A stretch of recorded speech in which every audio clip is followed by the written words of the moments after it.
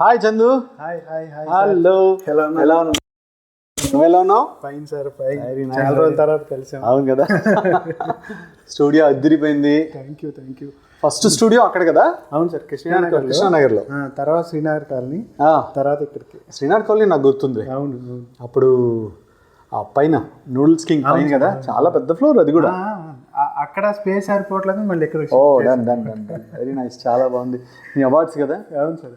Wow, మన cinema కూడా ఉండుంటాయి, 4-5 సినిమాలు మనమే ఉంటాయి. మనదే అదిగో అవంతిగా. అక్కడి నుంచి అదే మొదలైంది. అదే యా, నీ స్టూడియో చూపిస్తావా? వావ్, ఇవన్నీ నీ ఫోటోగ్రాఫ్స్. ఇందులో మనది ఒకటి ఉంది, గుర్తుపెట్టండి మీరు. ఎక్కడ ఉంది? అదిగో. వావ్, నరసింహపురం కదా? అవును, నరసింహపురం. అప్పుడు టీంతో వచ్చారు, నేను నందకిషోర్ నువ్వు. అవును, వెరీ నైస్. మన ఆఫీస్లో అక్కడ నా ఆఫీస్ ఉండేది. అవునవును, బాగుంది ఫోటో. ఎక్కడ ఇది? బీచ్ అంటే చందు సార్ టీమ్. నువ్వు అసలు నీకు మెచ్చుకోదగ్గ విషయం తెలుసా, కింద టైటిల్స్లో క్రెడిట్స్లో నీ పేరు వేస్తే మీ టీం వేస్తావు నువ్వు కదా, శ్రీనిధి టీం అని వేస్తావు కదా. గ్రేట్, చందు అండ్ టీమ్ అని. మరి టీం కంపల్సరీ, వాళ్ళ సపోర్ట్ లేదు మరి ఏం చేస్తుంది. వాళ్ళు ఎంత హ్యాపీ ఫీల్ అవుతారో నిజంగా. Nice nice, super super. రండి సార్ లోపల. Yeah please. Very good studio యార్. మేము డే టైంలో అంటే నువ్వు మొత్తం వర్క్లో ఉంటావు, అందరిని డిస్టర్బ్ చేయడం ఎందుకని ఈ టైంలో వచ్చాను. గ్రేట్, బాగుంది. నీ క్యాబినా? Super, very good very good, nice. Sound effects మొత్తం ఇక్కడే కదా? అప్పుడు డాల్బీ వస్తుంది సార్ దీంట్లో. అప్పుడు థియేటర్ ఫీల్ మోషన్ పోస్టర్ చేసే గుర్తుందా? అవును. ఇప్పుడు అది మోషన్ పోస్టర్ వేస్తాను చూడండి.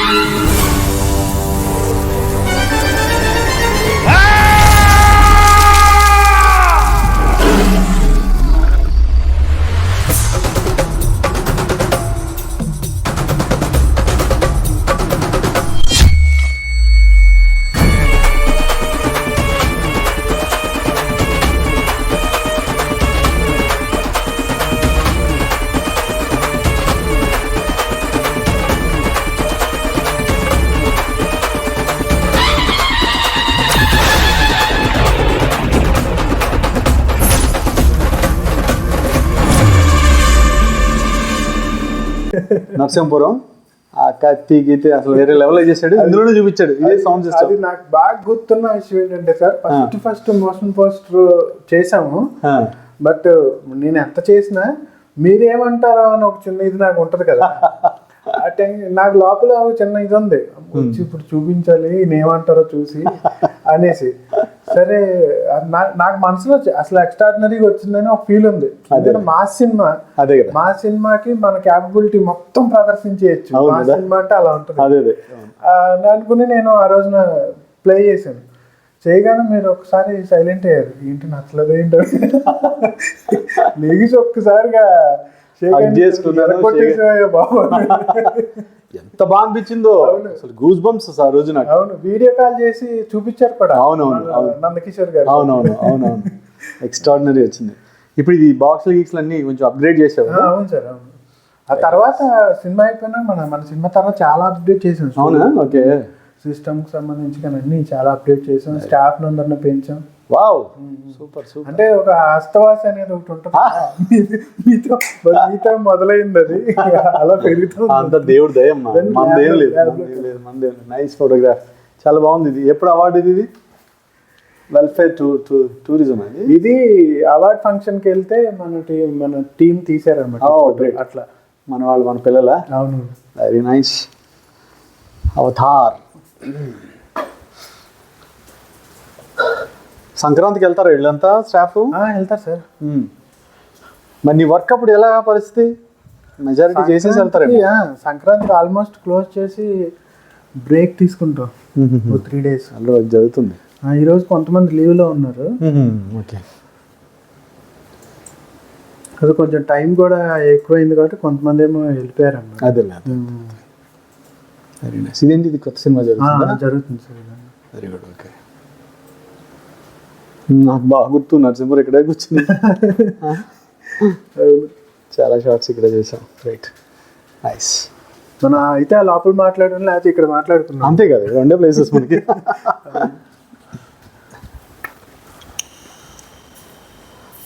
కూర్చో.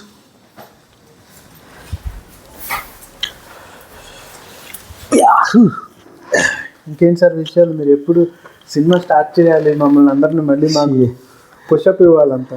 ఏం పుషప్?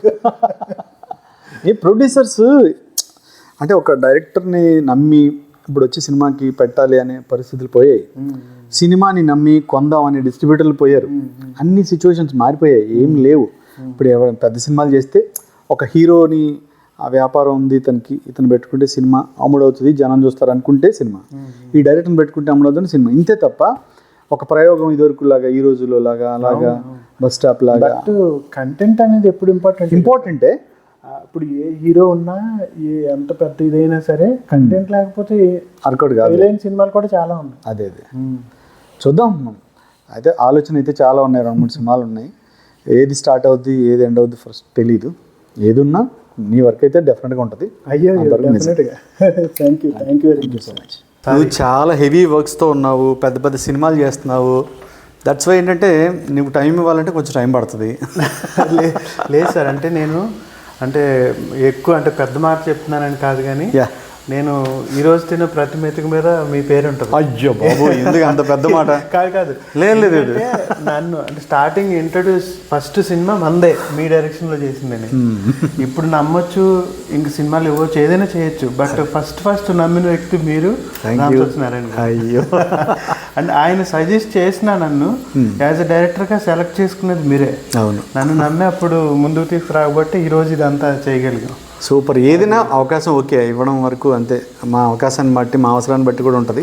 కానీ నీ వర్త్ అనేది చాలా ఇంపార్టెంట్. అప్పుడు నువ్వు అవంతికలో నువ్వు చూసిన విజువల్ ఎఫెక్ట్స్ కానీ అవన్నీ చాలా అద్భుతంగా ఉన్నాయి కాబట్టి చాలా మంచి పేరు వచ్చింది. తర్వాత ఆ ప్రొడ్యూసర్ మళ్ళీ నీకు చాలా సినిమాలు ఇచ్చారు. అది కాకుండా వేరే పెద్ద పెద్ద సినిమాలు చేసావు. అది వర్త్ చాలా ఇంపార్టెంట్.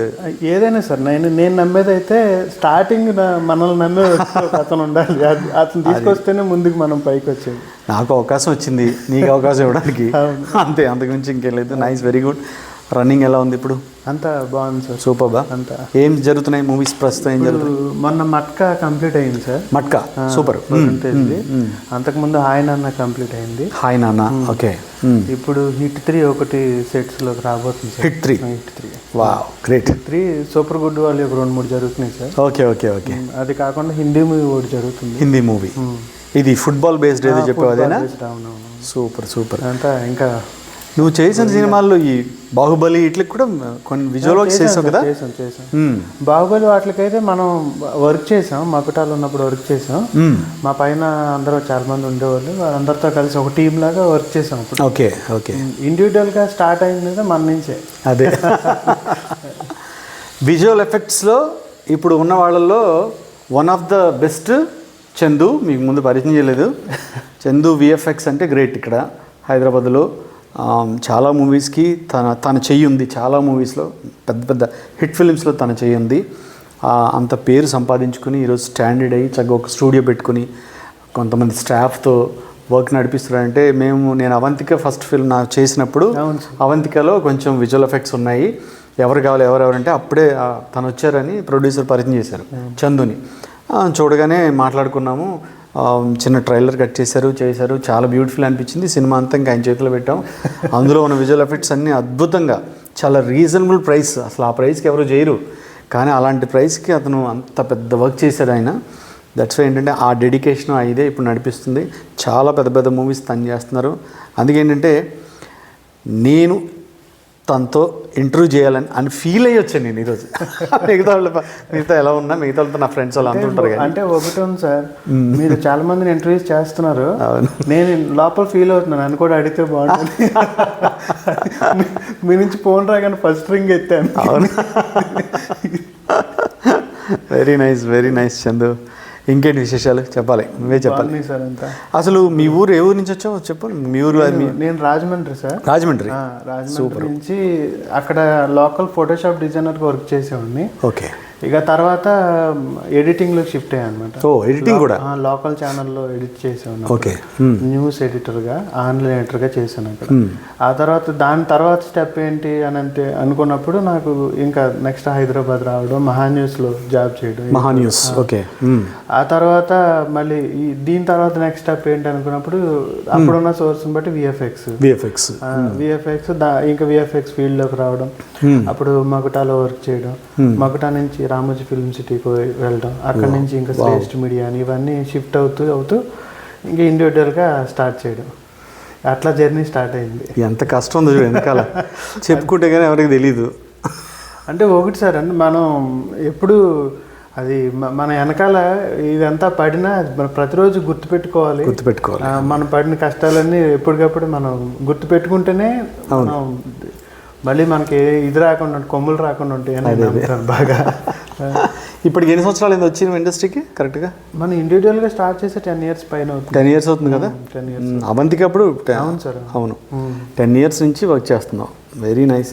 ఇప్పుడు నీకు అరే ఇంత కష్టపడ్డాను, నేను అనుకున్న ప్లేస్ నాకు రాలేదు, లేకపోతే ఈ పర్టికులర్ స్టేజ్లో నా పరిస్థితి డౌన్ అయింది, నేను అనుకున్నట్టుగా వీళ్ళు నన్ను రెస్పెక్ట్ చేయలేదు, లేకపోతే నేను అనుకున్న అమౌంట్ నాకు రాలేదు, నా వర్క్ మాత్రం వేస్ట్ అయింది అనే ఫీలింగ్స్ ఏమైనా వచ్చినాయి? అసలు ఎప్పుడు ఒక్క క్షణం కూడా ఎప్పుడు అలా అనుకోలేదు సార్. ఎస్. ఎందుకంటే నేను అనుకున్న దానికంటే చాలా ఎక్కువే వచ్చేసింది ఇప్పటికి నాకు. ఆ గ్రాటిట్యూడ్ ఉండాలి నిజానికి. ప్రతి వాళ్ళు ఇప్పుడు హ్యాపీ న్యూ ఇయర్ చెప్పుకునే వాళ్ళు కూడా worst 2024 please get out from here, నా నుంచి వెళ్ళిపో, నాకు కొత్త ఇయర్ వస్తుంది అని మాట్లాడుతున్నాడు. కానీ ఆ ఇయర్లో నువ్వు ఇంకా బతికుండి 25 వచ్చారు. ఆ గ్రాటిట్యూడ్ ఎవడో చూపించట్లే. గ్రేట్. ఇప్పుడు నేను అన్న దాంట్లో ఒక 2-3 టెన్షన్లు చెప్తావేమో అనుకున్నాను, కానీ అసలు వెరీ నైస్ సార్. ఒకటి సార్, మనకి ఏదైనా చిన్న ఎదురు దెబ్బ తగిలినా అది ఒక అనుభవం తప్పించి 100% దానికి మనం కృంగిపోయి ఇదైపోయి నాకే ఇలా జరిగిపోతుందని అనుకోవాల్సిన అవసరం లేదు. అదైతే నేను పక్క ఎప్పుడు ఏ ఒక్క క్షణం కూడా నాకు ఇలా అయింది ఏంటని ఎప్పుడు ఫీల్ అవ్వలేదు. ఎందుకంటే జస్ట్ ఏదో ఒక 3000 నుంచి 10,000 శాలరీకి వస్తే చాలు అనుకుని ఇక్కడ అడుగు పెట్టిన వాళ్ళు, మరి ఎంత వచ్చిందంటే దేవుడు ఎంత ఇచ్చాడంటే తృప్తి ఉండాలి కదా. 100% ఉండాలి. అది నువ్వు అన్నట్టు ఏంటంటే ఆ గ్రాటిట్యూడ్ని మనం వదిలేసుకోకూడదు. ఇంకా అంటే మనం ఇంకో ఏదో ఎక్కువ ఊహించేసుకుంటే తప్ప వెనకాలది ఎప్పుడు చిన్నగా కనపడదు, ఎక్కువ ఊహించేసుకునేవాడికి. కానీ ఎప్పుడు అలా ఉండుంటే, బిగినింగ్ ఏ స్టేజ్లో ఉన్నామో అలా ఆలోచన అదే విధానంలో ఉంటే మనం సాధించింది చాలా ఎక్కువ అనే ఫీల్లో ఉంటుంది. సాధించింది చాలా ఎక్కువ సార్. అలా ఫీల్ అవడం వల్ల కూడా నేను కొంతమంది పెద్దవాళ్ళు చెప్తే విన్ని నేర్చుకున్నా ఇవన్నీ. మనకు వచ్చిన దాంతో తృప్తి పడితే ఇంకా మనకు వస్తుంది అంటే 100% వస్తుంది. అవును, అంతేగాని తృప్తి లేని జీవితం ఇంకా ఎక్కడికో వెళ్ళాలంటే అవి మన కిందకి లాగుతూనే ఉంటుంది. అంత దేనికి ఆశకి అంత ఉండదు. నువ్వు అన్నట్టు లైఫ్లో తృప్తి అనేది ఎవ్వరికి ఉండదండి. కానీ అది సంపాదించుకోవాలి. ఆ తృప్తిని తృప్తిగా ఉండాలి అని ఫీల్ అవ్వాలి. నేను చెప్తున్నాను కదా సార్, నాకు ఇయర్లీ బెటర్మెంట్ నాకు అనిపిస్తూ ఉంటుంది ఎప్పుడు. ఫైనాన్షియల్ పరంగా కానీ, నాకు వచ్చే సినిమాల పరంగా, ఆర్ట్ స్టేజ్ పరంగా కానీ అన్నీ బెటర్మెంట్ కనిపిస్తూనే ఉంటుంది. ఇంకా అన్ని జరుగుతున్నాయి. ఇంకా ఫ్యూచర్లో ఇంకా చాలా రోజులు ఉన్నాయి కదా. అదే కదా, ఆ ఫ్యూచర్లో ఇంకేం చేయగలుగుతాము అలా చేసుకుంటూ వెళ్తామే అని నేను అనుకుంటా. ఇంకా ఒక్కసారి ఒక 1 yearలోనే మొత్తం 5 minutes పాటలో జరిగిపోవాలి కుదరదు కదా, టైం పడుతుంది చాలా. సినిమా వేరు, సినిమాకి పనిచేయడం వేరు. అంతే కదా. సినిమా చూసేవాడికి బాగానే ఉంటుంది కానీ చేసేవాడికి చాలా దారుణంగా ఉంటుంది. Very nice. ఇంకా ఇంటి పరిస్థితులు ఏంటి? అమ్మ నాన్న అంతా హ్యాపీ సార్, అంతా హ్యాపీగా ఉన్నారు. ఇక్కడికి వచ్చేప్పుడు అయితే అందరికీ భయమే. ఓకే. అంటే సినిమా ఫీల్డ్ అంటే మా ఇంట్లో పెద్ద ఎవరికి తెలియదు. ఓకే. సినిమాకి వెళ్ళడమే వాళ్ళకి పెద్ద పని. అది ఊరు వెళ్ళి రాజమండ్రి లాంటి సిటీకి వచ్చి చూడాల్సిన సినిమా, పైగా సినిమాకి వెళ్తున్నాం అంటే ఇంకా మొత్తానికి అసలు ఈ పనులన్నీ మానేసి సినిమాలు బట్టి తిరిగేస్తున్నాడు. నేను ఎప్పుడో చూసే 2 సంవత్సరాలకు సినిమా అయినా అలాంటి ఫ్యామిలీ నుంచి వచ్చి టోటల్ సినిమాల్లోనే బ్రతకాల్సి వచ్చింది. అసలు పంపడానికి అసలు ముందు ఒప్పుకున్నారు? అసలు ఒప్పుకోలేదు సార్, అసలు ఒప్పుకోలేదు. అంటే ఒకటేంటంటే నేను చదువుకున్న చదువుకు కానీ అప్పుడున్న పరిస్థితులకు కానీ నాకు సంబంధించిన ఫీల్డ్కి కానీ ఉన్న ఏకైక మార్గం ఇదే. ఓకే. అంతకుమించి ఇప్పుడు మనం డాక్టర్ చదివేసి డాక్టర్ అయిపోవాలని వచ్చిన వాళ్ళం కూడా కాదు. అప్పుడు అసలు అత్యవసర చదువులు దాంట్లోంచి దీంట్లోకి రావడం అది చాలా పెద్ద విషయం. అది అంతే, ఉన్న సోర్స్ని యూజ్ చేసుకుని ఇటు రావడం అంతే. అది ఇక అలా ఇంట్లో అందరిని ఒప్పించి వచ్చాము. ఇప్పుడు వాళ్ళందరూ హ్యాపీ, సిస్టర్ వాళ్ళు అంతా హ్యాపీ. నువ్వు అన్నట్టు సినిమా ఇండస్ట్రీ అంటే అది నమ్మకం లేని వ్యవహారం. నమ్మకం లేదు కదా సార్, నమ్మకం లేదు. ఎప్పుడు పైకి ఏం జరుగుతుందో తెలియదు. అవును, ఎన్ని రోజులు గ్యారంటీ ఉంటుందో తెలియదు. ఎప్పుడు సక్సెస్ అవుతాం ఎవరికి చెప్పలేము. అయ్యే వరకు వెయిట్ చేయాలి. అవునవును. నేను అది కూడా ఇంట్లో వాళ్ళు అది కూడా చెప్పారండి. సినిమా అంటే ఒక రంగుల ప్రపంచం, దాంట్లోకి ఎందుకు మనం ఇంకా వేరే జాబులు చూసుకోవచ్చు కదా అని అన్నారు. బట్ ఇప్పుడు అనుకుంటున్నా అనమాట, ఇది తప్పించి ఇంకా వేరే లైఫే లేదని. ఎందుకంటే మనకే కనపడుతుంది కదా సార్, ఇది తప్పించి ఇంకా వేరే పని రాదు మనకి, వేరే పని చేయలేదు. ఇన్ కేస్ వేరే ఫీల్డ్ లో ఉంటే ఇంతమందికి మనం తెలవగలిగే వాళ్ళమా, ఇంతమంది ఉపాధి ఇవ్వగలిగే వాళ్ళమా, ఇంత సర్కిల్ ఫామ్ చేసుకోగలిగే వాళ్ళమా, ఏది లేదు. బట్ ఇది ఇచ్చాడు అంతే, ఇంకా దీన్ని మనం ఫుల్ఫిల్ చేయాలి. సూపర్ అవుతుంది. ఎందుకు అవుతుంది? ఇప్పటికే అసలు నాకు తెలిసి ఈ 10 yearsలోనే నువ్వు చాలా సాధించావు. చాలా మంచి పేరు తెచ్చుకున్నావు. అసలు ఇండస్ట్రీలో ఎక్కడ బ్యాడ్ రిమార్క్ ఉండదు. చందు యారగెన్స్ అని లేకపోతే ఫైనాన్షియల్ విషయంలో కొంచెం గట్టిగా ఉంటాడు, ఎక్కడ ఒక్క మాట నీ గురించి బ్యాడ్గా వినలేదు. గ్రేట్. అసలు కంఫర్ట్గా ఉంటాం కదా సార్ ఎవరికైనా. అసలు చాలా ఫ్లెక్సిబుల్గా ఉంటావు, కంఫర్టబుల్గా ఉంటావు, కూల్గా మాట్లాడతావు. మరి ఇండస్ట్రీ అలాంటి వాళ్ళనే ముందుకు తీసుకెళ్తుంది, అంతే కదా? అవును సార్, అవును. యారగెన్స్తో ఉండి ఎంత వర్క్ ఉన్నా యూజ్లెస్ ఇక్కడ. అవును, చాలా బ్యాడ్ అయిపోతాం. కానీ నువ్వు మాత్రం గ్రేట్, నిజంగా చందు, నిజంగా great. Thank you very much sir. ఇక్కడ విజువల్ ఎఫెక్ట్స్ సంబంధించి కోర్స్ కూడా ఏదో పెట్టినట్టున్నావు ఇంతకుముందు, ఇప్పుడు ఉందా? రన్ అవుతుంది. ఎలా అది, దాని వివరాలు ఏంటి చెప్పు. అంటే ఇప్పుడు విజువల్ ఎఫెక్ట్స్ నేర్చుకోవాలనుకునే వాళ్ళకి జనరల్గా ఇన్స్టిట్యూట్లు ఇవన్నీ కామనే. అవును. బట్ మనది ఏంటంటే ప్రొడక్షన్ హౌస్ కూడా కదా. అదేలే, సినిమాలు ఇక్కడ జరుగుతూ ఉంటే దాని మీదే మనం నేర్పిస్తూ ఉంటాం. తద్వారా వాళ్ళకి ఏమవుతుందంటే ఎట్ ఏ టైమ్ ప్రాక్టికల్గా వచ్చేస్తుంది. అది ఇన్స్టిట్యూట్లో నేర్చుకుని మళ్ళీ ఇక్కడికి వచ్చి ప్రాక్టికల్గా కొంత ట్రైనింగ్ తీసుకుని ఇదంతా ఉండదు. టైం వేస్ట్ లేకుండా వాళ్ళకి అది కూడా సెలెక్టెడ్ తీసుకుంటాం సార్ మనం, అందరినీ తీసుకోవట్లేదు. ఇప్పుడు సపోజ్ మీలాంటి వాళ్ళు ఎవరైనా రెఫరెన్స్ ఇస్తే అట్లా, కానీ ఈ ఇన్స్టిట్యూట్ లెక్క మనం దానికి ఒక సపరేట్ టీచింగ్ అని అట్లా ఏం లేదు. సెలెక్టెడ్ వాళ్ళు వచ్చిన వాళ్ళు అంతా వాళ్ళకి ఓకే అనుకుంటే మీ ఇష్టం అయితేనే రమ్మని చెప్పి ముందే చెప్పి, బలవంతం లేదు, అస్సలు ఏం లేదు. బలవంతం వాళ్ళు మోటివేట్ చేయడం కూడా ఏమి ఉండదు. కూర్చోబెట్టి క్లాసులు పీకడాలు అలాంటి వ్యవహారాలు ఏముండదు. వచ్చావా, జాయిన్ అయ్యావా, ఆల్రెడీ ప్రాక్టికల్గా నువ్వు చేసే సినిమాలు ఏం జరుగుతున్నాయో వాళ్ళు డైరెక్ట్ ప్రాక్టికల్గా చూడవచ్చు కదా, దాంట్లోనే నేర్చుకుంటారు. గ్రేట్. అది ఇంకా బాగా సెలెక్టెడ్ అంటే వాళ్ళకి బాగా ఇంట్రెస్ట్ ఉండి కొంచెం కష్టమైన మేము భరిస్తాం అన్న వాళ్ళకి అంతే. అంతేగాని వచ్చి ఎంజాయ్ చేయడానికి వచ్చే వాళ్ళకి అస్సలు వర్కౌట్ కాదు. ఇండస్ట్రీకి వెళ్ళి ఎంజాయ్ చేయాలనుకున్నాడు అది పెద్ద బూత్. అది బయటికి అలా కనిపిస్తుంది సార్, కనిపిస్తుంది కానీ ఎంత కష్టం ఉంటుందో అంతే. మన లోపల మీకు నేను చెప్పేది ఏమన్నా మీకు అన్నీ తెలుసు కదా. అదేలే, ఎన్ని తంటాలు పడితే అవుతాయి పనులు. బాబోయ్ ఎన్ని టెన్షన్స్, ఎన్ని వ్యవహారాలు. ఒక సినిమా స్టార్ట్ అయ్యి మొదలయ్యి పూజ అయ్యి లాస్ట్ గుమ్మడిగా కొట్టి మళ్ళీ పోస్ట్ ప్రొడక్షన్ అన్ని పూర్తి చేసుకుని స్క్రీన్ మీద పేరు వచ్చేంతవరకు ఎంత కష్టపడి, ఎంత మెంటల్ టెన్షన్, ఎంత టార్చర్. ఇదివరకు పెళ్లితో పోల్చేవారు, ఇప్పుడు దాని తాత అయిపోయింది, పెళ్లి కూడా కాదు. అది ఒక టైంలో ఓకే సార్, ఇప్పుడు మరీ టఫ్ అయిపోయింది. అవును. పాస్ మార్కులు తెచ్చుకోవడం కూడా కష్టమైపోయింది పరిస్థితి ఇప్పుడు సినిమాని. ఇంకోటి ఏంటంటే పాత రోజుల్లో, అప్పుడు అంటే పాత రోజులు అంటే మీన్స్ 10 ఏళ్ళు 5-6 ఏళ్ళు వెనకెళ్తే కూడా కొంచెం ఫోర్స్డ్గా ఈ చిన్న సినిమాలు ఎక్కువగా వచ్చేవి. అవును సార్, అవును కదా. వాళ్ళు ఏదో కథ పట్టుకుని 1 కోటి రూపాయల్లోనో 60 లక్షల్లోనో 70 లక్షలు ఏదో చేసేద్దాం.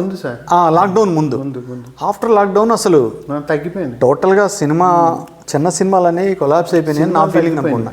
అంటే నీకు ఎలా ఉంది ఫ్లోటింగ్ వచ్చే సినిమాల ఫ్లోటింగ్? మనకి తెలిసిపోద్ది కదా సార్, ఇక్కడ అర్థమవుతుంది కదా. అర్థమవుతుంది. ఎందుకంటే లాక్డౌన్ ముందు చాలా చిన్న సినిమాలు నడిచేవండి. అవును, అన్ని చిన్న చిన్న స్టూడియోలు అన్ని ఫుల్ బిజీ నడిచేవి.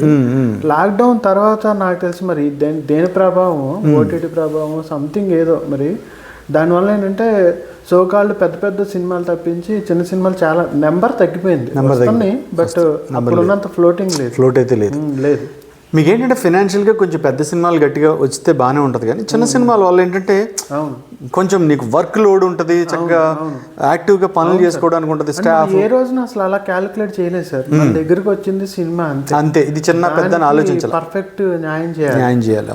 అదే ఇప్పుడు వరకు మనం నిలబెట్టింది. అయ్యో నాకు గుర్తుంది కదా, అందుకే అసలు ఎప్పుడు దేని గురించి ఆలోచించలేదు. అవును, ఇప్పుడు మన లాస్ట్ మన నరసింహాపురం చేసినప్పుడు కూడా అసలు నిజంగా సార్ ఆ సినిమా గుర్తొచ్చినప్పుడల్లా నాకు మన మెమరీస్ అన్ని గుర్తొస్తుంటే ఎప్పుడు లాస్ట్ టైం 1 month బ్యాక్ ఎప్పుడో అమెజాన్లో చూస్తుంటే సినిమా కనిపించింది కింద సజెషన్లో.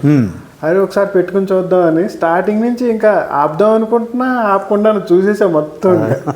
కానీ అసలు చాలా చాలా బాగుంటాయి సార్. నాకైతే అసలు మన టీం కూడా పిచ్చి పిచ్చిగా నచ్చింది సినిమా. కానీ అసలు ఆ హెడ్ కట్టింగ్ అది అసలు ముందు నిజే నేను వచ్చి సజెషన్లు తీసుకున్నాను కదా, అవన్నీ వచ్చారు. నాకేంటంటే కొంచెం ఐడియా ఉంది, కానీ నీ నుంచి ఇన్పుట్స్ వచ్చినప్పుడు తీస్తే మీరు తీసేస్తారు సీజీ, మీరు లేకపోయినా సరే. అవంతికాక మీరే తీసేసారు. నేనే తీసాను. కొంచెం ఎడిటర్ ఆయన కొంచెం ఇన్పుట్స్ కూడా తీసుకుని అలా వెళ్ళాను.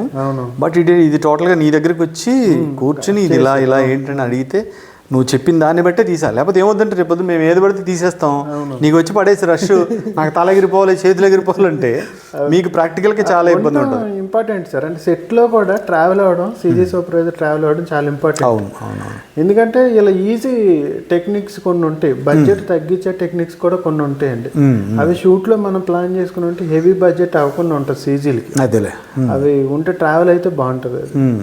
మనం ఇంకా ఆ సినిమాకి చాలా వర్క్ చేసాం. అది చాలా వర్క్ అసలు. అది సాంగ్స్ కూడా చాలా బాగుంటాయి దాంట్లో. మ్యూజిక్ ఎలాగో మీకు చెప్పాల్సిందే ఉంది. మనకి మ్యూజిక్ పిచ్చి ఉండడం వల్ల దాంట్లో 6 పాటలు పెట్టాను నేను అందులో. టేస్ట్ చాలా బాగుంటుంది సార్. మీరు ఫస్ట్ వినగానే నచ్చేస్తుంది పాట, ముందు వింటేనే గ్రాప్ చేసేస్తుంది మరి, అలా బాగుంటుంది సినిమా. అప్పుడు మనం ప్రాబ్లం ఏంటంటే అప్పుడు మనం కరోనాలో టైంలో రిలీజ్ చేయడం పెద్ద ప్రాబ్లం అయిపోయింది నాకు. కరోనా అప్పుడే అలా వదిలింది ఫస్ట్ వేవ్, అప్పుడే థియేటర్స్ కొంచెం కొంచెం తెరుచుకుంటున్నాయి. అవును, మనకి 150 థియేటర్లు వచ్చేసినాయి అంటే మాటలు. ఇంకోటి తెలుసా సార్, ఆ కరోనా తర్వాత ఓపెన్ అయిన ఫస్ట్ సినిమా మందే. ఆ తర్వాత తిమ్మరసు అని ఒకటి వచ్చింది, అది ఇష్క్. ఈ 3 సినిమాలు థియేటర్లో పడ్డాయి. అవును, కరోనా తర్వాత ఓపెన్ అయింది, మూడే సినిమాలతో ఓపెన్ అయింది. దేవుడి దేవుళ్ళది అంటే ఆ పడిన కష్టానికి వచ్చే ఫలితం. ఓకే, ఇంక మనం ఫలితం గురించి ఆలోచించకూడదు. పేరు అయితే అందరికి వచ్చింది, మంచి పేరు వచ్చింది అందరికి. నందకిషోర్ గారికి కూడా అసలు ఎక్స్ట్రాడినరీ నేమ్ వచ్చింది. అవును.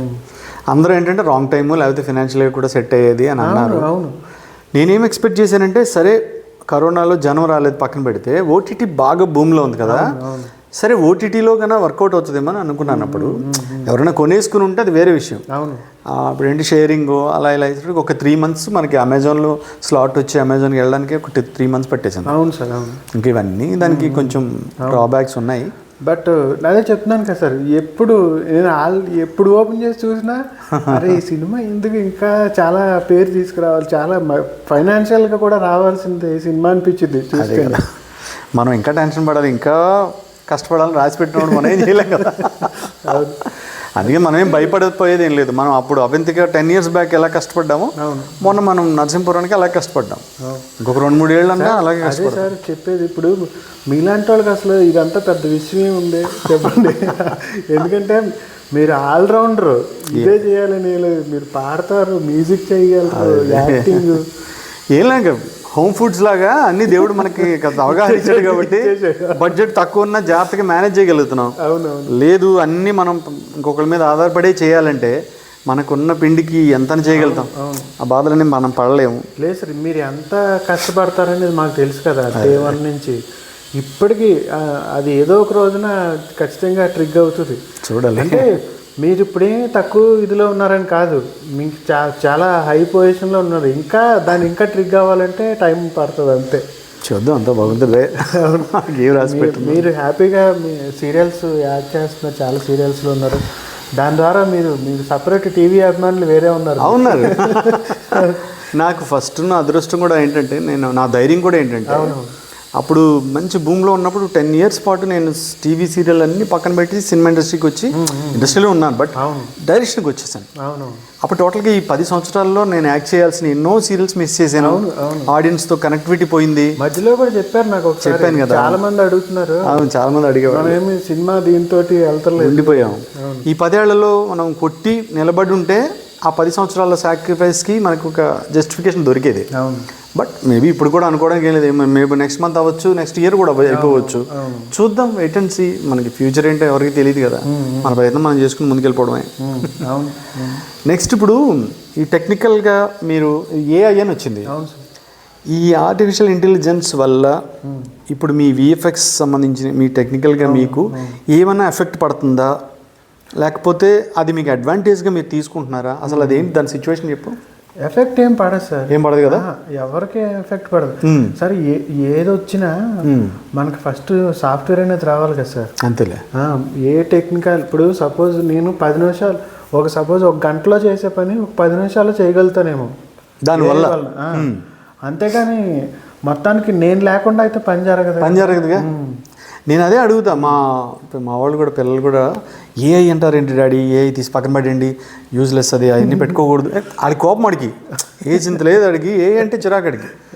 మనం కష్టపడి మనం చేయాలి, కానీ ఏ అంటారు ఏంటంటే, నేనేమంటాను, రే ఏఐ అయినా ఆడు నువ్వు చెప్పగానే అన్నీ తెచ్చి నీకు వంట చేసి పెట్టాడురా, నువ్వు ఏం చెప్పాలో కూడా ఆ బ్రెయిన్ నువ్వు వాడితేనే కదా ఆడిచ్చేది. అది రావాలంటే మన పని తెలియాలి కదా సార్. అదే కదా, ముందు మన పని తినేయాలి. అసలు మనం ఏ వర్క్ కావాలో ముందు మనకు ఒక విజువలైజేషన్ మన బ్రెయిన్లో ఉన్నాక కదా వాడది మనకి కొంచెం తక్కువ టైంలో మనకి చేసి పెడతాను సార్. నేను ఒకప్పుడు ట్రాన్స్ఫార్మర్స్ అనే సినిమా, అవును, జస్ట్ రెండర్ పెట్టడానికే 6 years పట్టిందండి సార్. ట్రాన్స్ఫార్మర్స్ అనే సినిమా. అట్లాంటిది ఇప్పుడు ఆ సమయం తగ్గింది అంతే. అది అంతేగాని ఆ మనుషులే చేసేది అన్ని ట్రాన్స్ఫర్మేషన్ కానీ టెక్నాలజీ పెరగడం వలన సమయం తగ్గుతుంది. అదే నేను అనుభవం.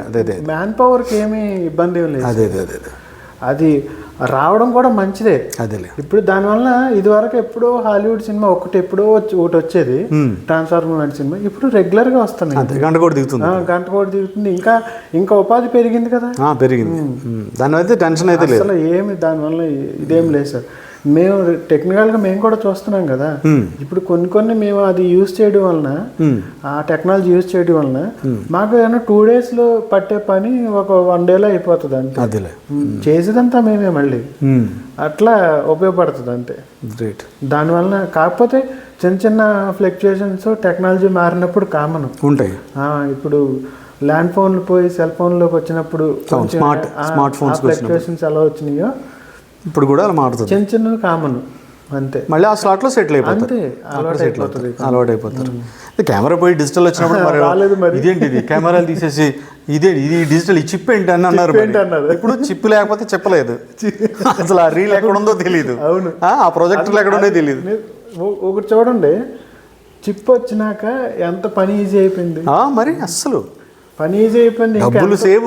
ఇంకెంతమంది వచ్చారు సినిమాటోగ్రాఫర్స్ కానీ, డాటా వాళ్ళు కానీ, ఇవన్నీ మరి కొత్త ఉపాధి వచ్చింది కదా. అవును, మరి భయానకంగా అసలు. అప్పుడు రీల్ కొని ఆ రీల్ పెట్టి అందులో అది ఏం తిరగకూడదు, ముందు చెమటలు పట్టేసి ప్రొడ్యూసర్కి అక్కడ కూర్చుని, రే రీల్ తిరిగిపోతుందిరా, డైలాగ్ చెప్పరా. ఎన్ని క్యాన్లు అని ఇచ్చేవాళ్ళు, ఇన్ని క్యాన్స్ ఇచ్చేవారు. ఈ క్యాన్లో సినిమా అయిపోవాలి. అందులో 4 క్యాన్లు వేస్ట్ అయినాయో డైరెక్టర్ అయిపోయాడు. టేకులు ఎక్కువ తీసుకుంటే ఆర్టిస్ట్ అయిపోయాడు. ఆర్టిస్ట్ డైరెక్టర్ చేతిలో అమ్మనా బుద్ధులు తిడతారు, డైరెక్టర్నేమో ప్రొడ్యూసర్ తిడతారు. అంటే ఒక రీల్ అంత ఇబ్బంది పెట్టేది జనాల్ని. చిప్ వచ్చింది అంటే దాన్ని డిలీట్ చేసి మళ్ళీ పెట్టంటున్నారు. మీ ఇష్టం వచ్చినట్టు తీసుకోండి అంటున్నారు. రోజంతా తీసుకోండి అంటే ఇంకా అది కూడా నాశనం అయిపోయి స్మార్ట్ ఫోన్లోకి వచ్చేసింది.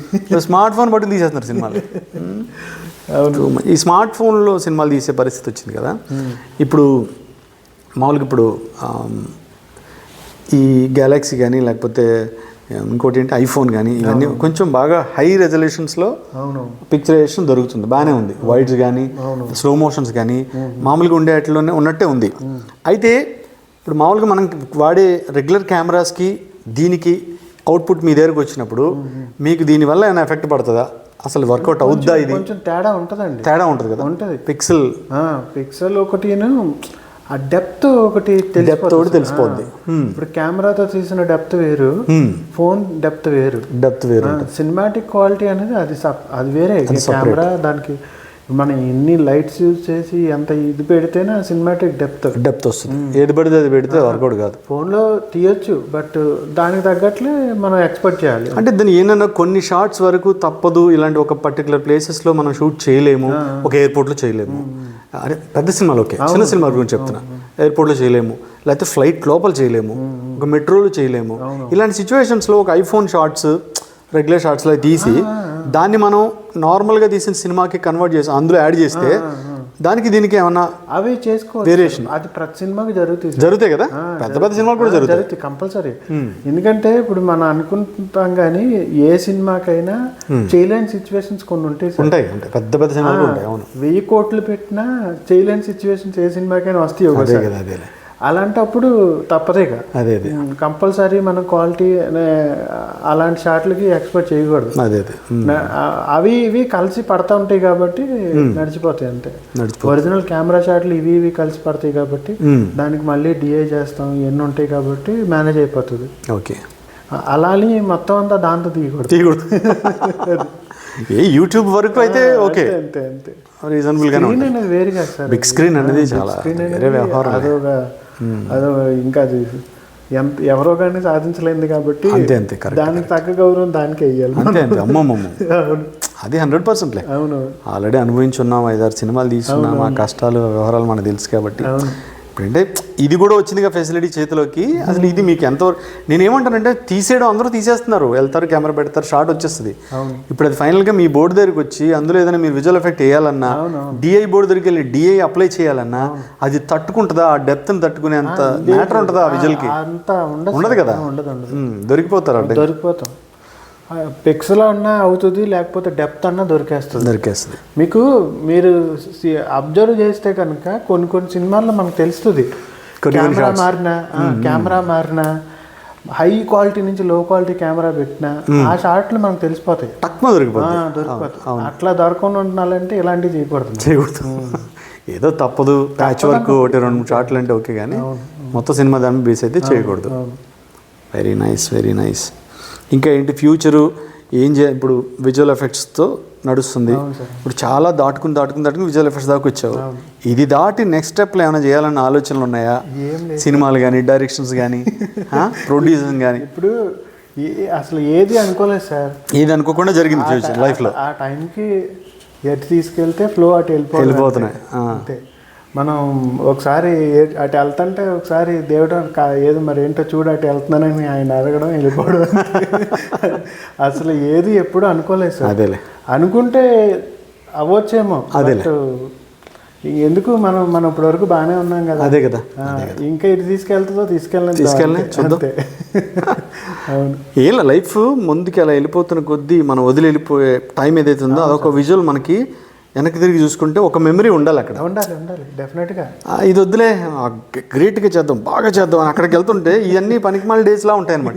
వెనక్కి తిరిగి చూస్తే బ్లాంక్ డేస్ ఉంటాయి.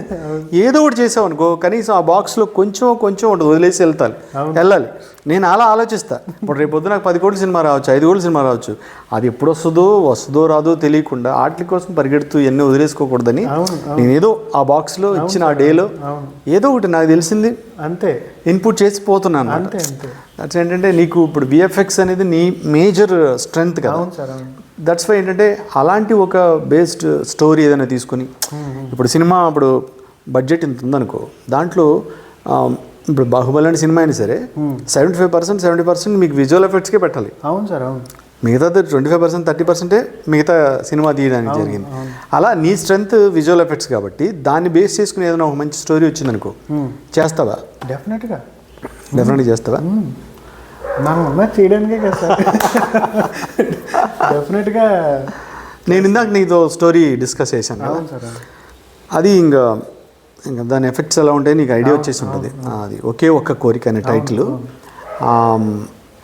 ఆ రాజుల కాలము, అప్పుడున్న పరిస్థితులు, ఆ రాజులు వాళ్ళు ఎంతమందిని రాణుల్ని చంపేసి ఆ ఆత్మలు డిస్టర్బ్ చేస్తాయేమని పాతి పెట్టడాలు, అవి కొన్ని యుగాలు కాదు కానీ కొన్ని సంవత్సరాలు గడిచిపోయిన తర్వాత ఆ ఊళ్ళో అవి కనుక ఓపెన్ అయ్యి అందులోంచి ఏదైనా బయటకు వస్తే సిచ్యువేషన్ ఇలా ఒక కథ అనుకున్నాం మనం మాట్లాడుకున్నాం కదా.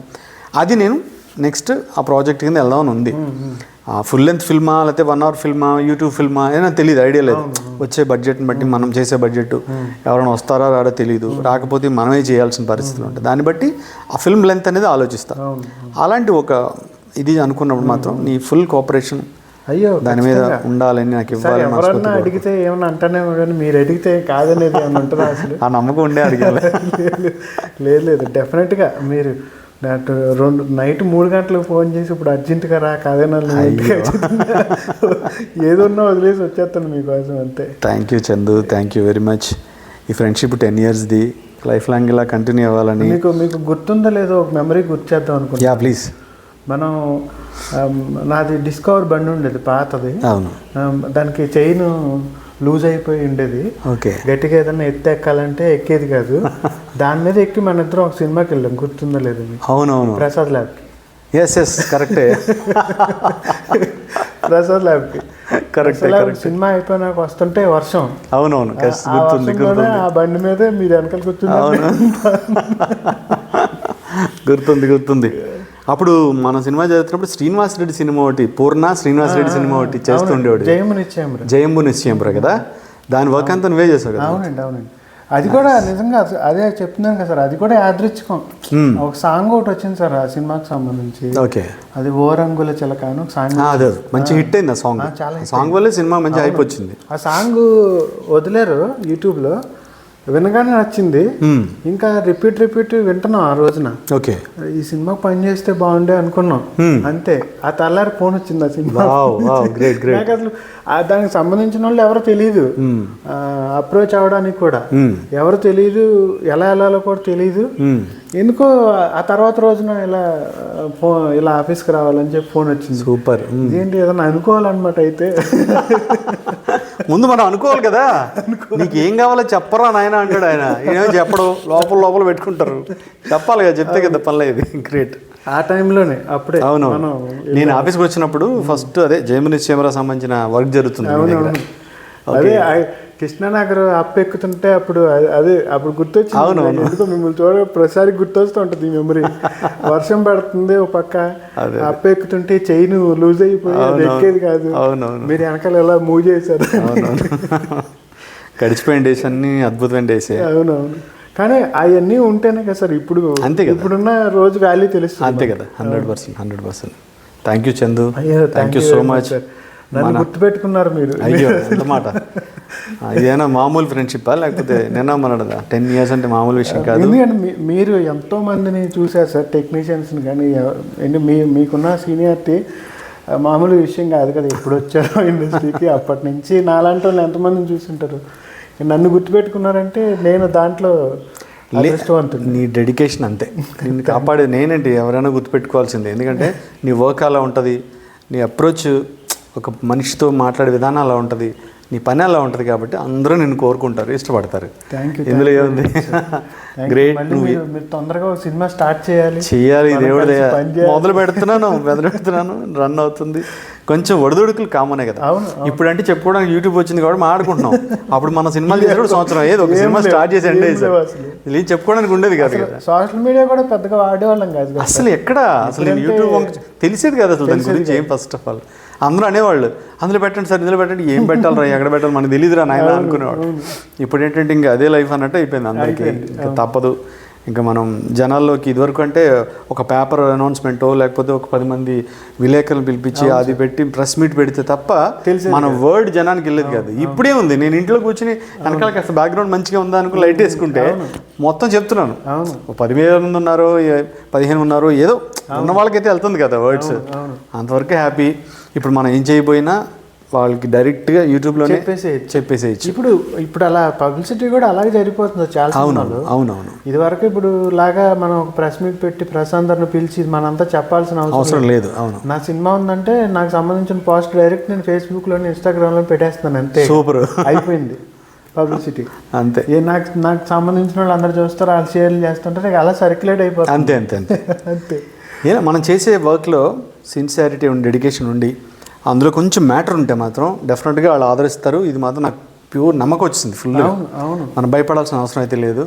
మన ఆలోచనలు కొంచెం గట్టిగానే ఉంటాయి కాబట్టి, అంటే మనకి పెట్టుబడి లేదు తప్పితే ఆలోచనలు గట్టిగానే ఉన్నాయి, థాట్స్ మాత్రం అందులో కొనలేదు. ఎక్స్ట్రాడనరీగా ఉంటాయి కాబట్టి దేవుడి దేవల్ల అంటే ట్రెండీగా ఉంటాయి. అవును, అటు రూరల్కి ఇటు అర్బన్ కూడా కనెక్ట్ అయ్యి అదే. అందుకే నాకు బాగా నచ్చుతాయి సార్. ఫస్ట్ నాకు నరసింహాపురం సినిమా ఫస్ట్ కొన్ని సాంగ్స్ తీసుకొచ్చి నాకు చూపించారు దాంట్లో. అవును, చూపించినప్పుడు నాకు అసలు అసలు ఏం కంటెంట్లు ఎక్కడి నుంచి వస్తే ఈ చిన్న గ్యాప్లో ఎలా ఆలోచించేస్తాడు అనుకున్నాను. ఆ జాతర సాంగ్ అసలు, ఆ జాతర అంతా అది ఒరిజినల్ జాతర జరుగుతుంటే ఆ ఊర్లో ప్రొడ్యూసర్ మన ఫణి నా ఫ్రెండ్, తను ఆ ఊరు దగ్గరలో అనమాట.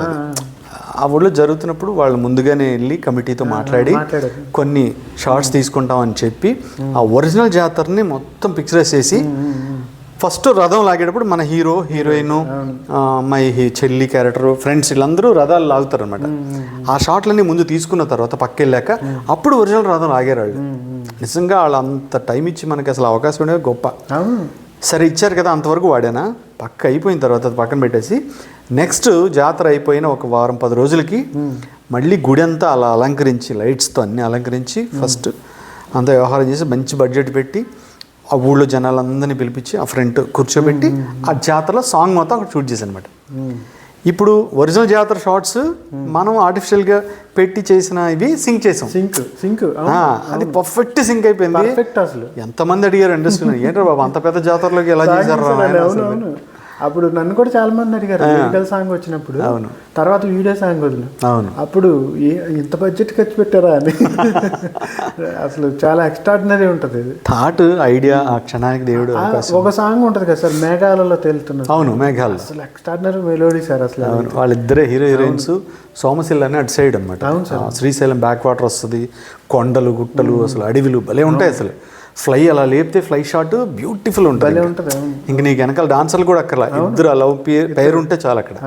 అలా సాంగ్ అది కూడా ఒక 4-5 రోజులు కష్టపడ్డాం. అసలు కారు లోపలికి వెళ్తే రిటర్న్ వచ్చినప్పుడు వర్షం వచ్చింది అనుకో, బురద అయిపోద్ది కదా, కార్లో ఇరుక్కుపోయి మళ్ళీ వదిలేసి నెక్స్ట్ డే వచ్చి ట్రాక్టర్లతో లాగి మేకింగ్ చూశాను కదా సార్. మేకింగ్ ఉంటుంది ఇంతలోతు బురదలో కెమెరా ఐలాండ్ లాగా. ఇక్కడ ఒక ల్యాండ్ ఉంటుంది, అంత వాటర్, మళ్ళీ ఇక్కడ ల్యాండ్. అవును, ఇక్కడ మీకు షూట్ చేయాలంటే ఇక్కడి నుంచి ఇక్కడికి పడవ. అవునవును, అలా వెళ్ళేవాళ్ళం.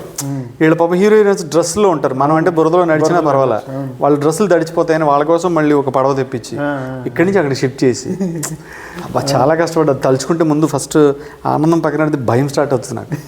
అరే రామ, మళ్ళీ చేయగలుగుతామా, ప్రతిసారి ఇలాగే అనిపిస్తుంది, మళ్ళీ చేసేస్తాం. అదే అది ఉంటుందిలేండి సార్. అంటే ఆ కష్టం ఎప్పటికి ఏదో ఒక రోజు ట్రిగ్ అవ్వకపోతుంది. ఇవన్నీ పే చేస్తారు దేవుడు, చూద్దాం. ఖచ్చితంగా పే అవుతుంది. Thank you very much Chandu, నా కోసం టైం తీసుకున్నందుకు. Thank you love you. ఇదే ఫ్రెండ్షిప్ ఇలా కంటిన్యూ అవ్వాలి. అలాగే నీ వర్క్ కూడా నాకు 100% నెక్స్ట్ సినిమాకి డెఫినెట్గా ఫుల్ సపోర్ట్ లేకపోతే ఆ సినిమా జరగదు. అయ్యో, నేను ఆల్వేస్ సపోర్ట్ చేస్తాను సార్. మనం చేసుకోకపోతే ఎట్లా. Thank you. మీకు అసలు ఎందుకు చేయకుండా ఉంటాను అందులో. అయ్యో, థ్యాంక్ యూ. ఫ్యూచర్లో ఇంకా గ్రేట్ పొజిషన్కి వెళ్ళాలి. 2025 నీకు అద్భుతమైన పెద్ద ప్రాజెక్ట్స్, ఇంకా పెద్ద ప్రాజెక్ట్స్ ఇవ్వాలని, లైఫ్లో సెటిల్ అవ్వాలని. మీలాంటి వాళ్ళ బ్లెస్సింగ్స్ అంతా. Thank you very much sir.